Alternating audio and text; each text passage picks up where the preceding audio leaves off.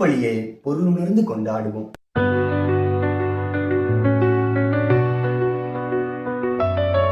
விண்ணகமும் மண்ணகமும் கை குலுக்கும் இடம்தான் இந்த திருப்பீடம்.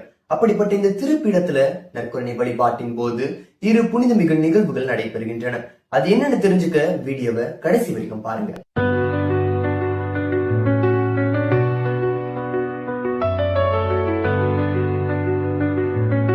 முதலாவது நற்கருணை விருந்து லேசு.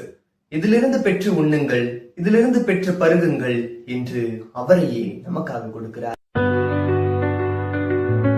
இது சமப்பந்தி விருந்து. இது சாதி வேறுபாடு இன்றி அனைவருக்கும் பொதுவானது. இது அன்பும் சமத்துவமும் கொண்ட உணவு.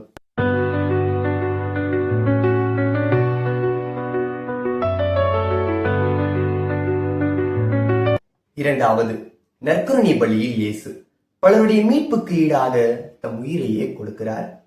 இந்த தியாக உணர்வும் அற்ப உணர்வும் பிறருக்கு பணி செய்யும் உணர்வும் நம்ம பலி ஒப்பு கொடுக்கும் சமூகத்துல மேலோங்கி நிற்க வேண்டும்.